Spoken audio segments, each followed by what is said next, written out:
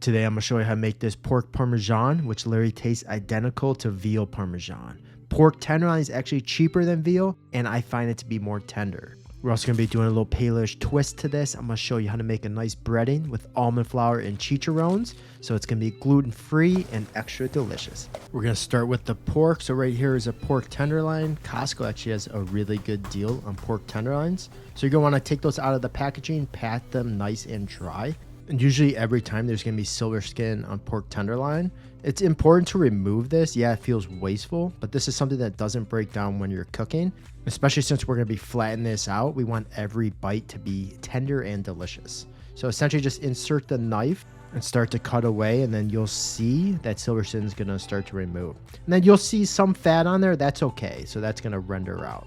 Once we have that all cleaned up, cut these into equal size medallions, and then we're going to start to flatten these out. So butterfly, so cut it right in the middle, but don't cut all the way through. So essentially once we're at this point, get yourself a meat pounder like so, and then give it a nice pound out. Then we want this to be nice and flat, but you don't have to go too crazy. And then what this is a needler. Almost every butcher will use this, especially pork tenderloin. I like to make it extra tender. So adding these little holes in there is gonna make it beautifully tender and delicious. So go through, I like to needle throughout and then flip and then needle again. Now we're gonna make a little buttermilk bath for these to soak in. And the trick there, buttermilk is gonna actually make meat nice and tender. So I love using it. And this is a good time we could introduce some spices and other flavoring. So it's actually gonna flavor the meat really nicely. So this one, we're gonna do a nice amount of buttermilk. You want it to cover all of the meat. We're gonna throw in some salt, garlic powder, pepper, and hot sauce. Then add in the meat. You're gonna let this go for at least a few hours. You could do this overnight as well.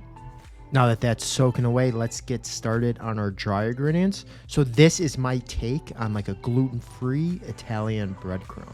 So we're gonna be using 1 cup of almond flour, 2 cups of pork panko. I like to make my own. You could find this on the shelf, but essentially just get a bag of chicharrones. Look at the ingredients. This one is literally just like the pork skin. And then the other trick is that you're gonna find almost any chicharrones, they're gonna have these little hard bits. Those aren't gonna break down. They're not gonna like flatten out to a nice fine powder. So throw those out. You want these nice chicharrones like so, nice and airy. Add them to a bag, and then we're basically just gonna pound them out. You could do like a Cuisinart as well, or just kind of throw them in a plastic bag like so. Give them a nice hammer. It's a good way to get some anger out as well. So add the almond flour, the pork panko to a bowl. Also, we're gonna grate some Parmesan cheese. This is Parmigiano Reggiano, my personal favorite. And since we're going Italian vibe, add in 1 teaspoon Italian seasoning. We're gonna do 1 teaspoon salt, half teaspoon pepper, half teaspoon garlic powder. Give that a nice mix up, and we are almost ready to get the party started. Now that we got our gluten-free Italian breadcrumb set, we're gonna wanna get the rest of our breading. I like to create a little station, so grab 2 eggs, beat them up, and then add in a little salt and pepper. Next, we're gonna get some cassava flour. So this is 1 cup of cassava flour, seasoned with some salt and pepper. And we have our breadcrumbs, which has been seasoned as well. A lot of people mess up here. They don't season the eggs and the flour, and then it comes out pretty bland. So you wanna make sure you're seasoning every single step, and then we're gonna be brought to Flavortown, USA.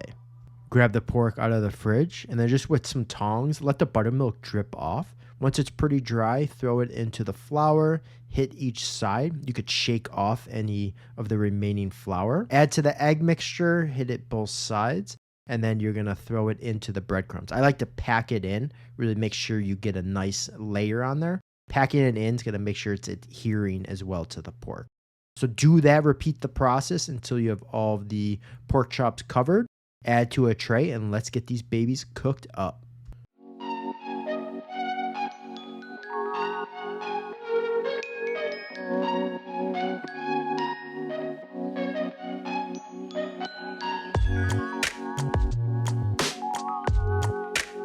Right here I have a 12-inch pan that has 1 cup of avocado oil, and it's got ½ cup of olive oil in there.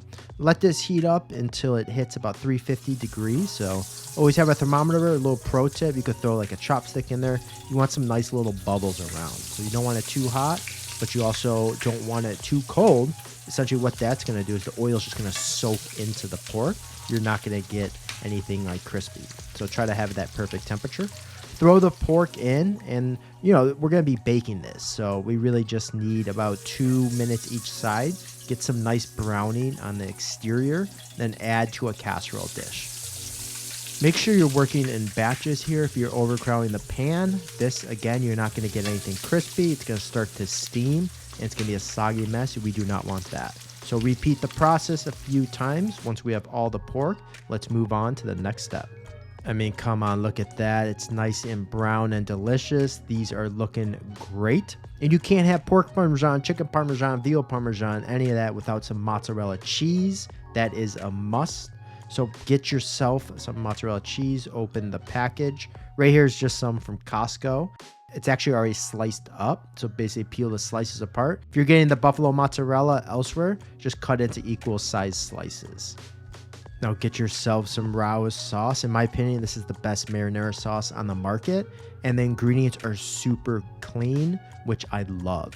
So basically just gonna spoon some of the sauce on the bottom of the casserole dish. Just do a nice equal little layer. Throw the pork back on there. Now spoon over some of the sauce. So you could see here, I'm not going too crazy, but you do just wanna make sure that all the surface area is covered. And now we're just going to spread the cheese evenly. We want to make sure we are covering all of the pork. Throw on some extra Parmesan cheese. So I like to just shave it all over there. Hit it with some salt and pepper, and we are good to go. Time to throw them in the oven. And since these are so thin, they don't have to cook that long. We're going to throw them in at 450 for about 10 to 15 minutes. Big thing we're looking for here is that nice bubbly, almost a little bit of browning going on with that cheese. So once we hit that point, remove from the oven, and there you go. You could see how beautifully these turned out. We got that nice bubbly nature of the cheese. The pork is so delicious. To finish things off, I like to hit with a little Maldon flaky salt because we fancy, but understand that buffalo mozzarella, it's not that salty. So this helps just kind of finish everything off, and it brings the dish all together.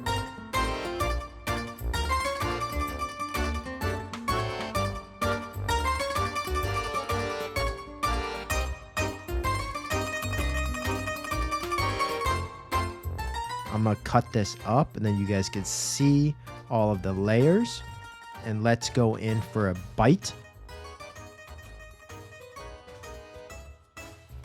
Oh my goodness gracious. That is killer. These, I am not kidding, are so addictive. You would never even guess this is pork, first off.